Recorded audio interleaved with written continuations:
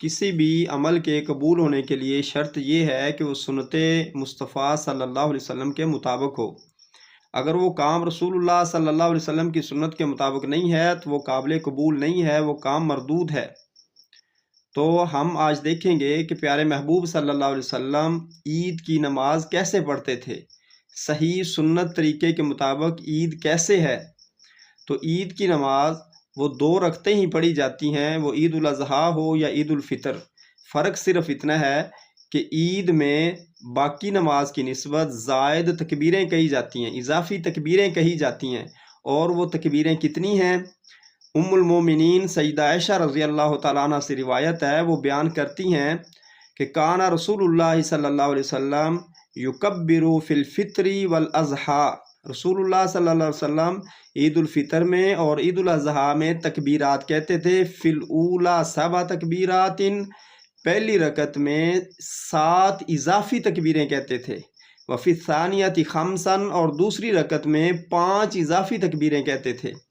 यानी जब हमने नमाज शुरू करनी है, अल्लाह अकबर कहकर सीने पर हाथ बांध के खड़ा हो जाना है, फिर सना सुबहानकल्लाह दुआ इस्तिफ्ताह पढ़नी है। उसके बाद हमने 7 तकबीरें कहनी है।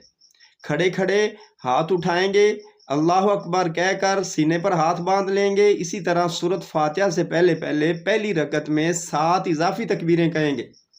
और इसी तरह जब दूसरी रकत शुरू करेंगे, रुकू के बाद उठेंगे, रुकू की तकबीर के अलावा हम सूरत फातिहा पढ़ने से पहले 5 तकबीरें पढ़ेंगे। तो ये हदीसें जो हैं रसूलुल्लाह सल्लल्लाहु अलैहि वसल्लम से साबित हैं, आप देख रहे हैं। दूसरी बात कि क्या जब भी हम तकबीर कहेंगे, अल्लाह अकबर कहेंगे, तो हाथ साथ उठाएंगे या नहीं? तो सुन्नत तरीका क्या है?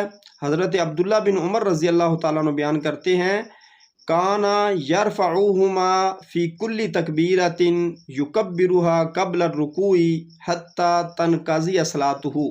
रसूलुल्लाह सल्लल्लाहु अलैहि वसल्लम हर तकबीर के साथ, जो रुकू से पहले तकबीर कही जाती है, उस हर तकबीर के साथ नबी अलैहिस्सलातु वस्सलाम हाथ उठाते थे। दोनों हाथों को कंधों तक उठाना है। ये सही हदीस है, हवाले के साथ आपके सामने पेश है। यानी पहली रकत में 7 तकबीरें कहेंगे, सातों के साथ अल्लाह अकबर कहते हुए हाथ भी कंधों तक उठाएंगे। और अब हर तकबीर कहकर हाथ बांधने कहाँ पे हैं, वो भी रसूलुल्लाह सल्लल्लाहु अलैहि वसल्लम की सही हदीस से साबित है। हज़रत वाइल बिन हुजर रज़ी अल्लाह तआला अन्हु बयान करते हैं कि सल्लैतु मा रसूलिल्लाह सल्लल्लाहु अलैहि वसल्लम व वज़ा यदहुल युमना अला यदिहिल युसरा।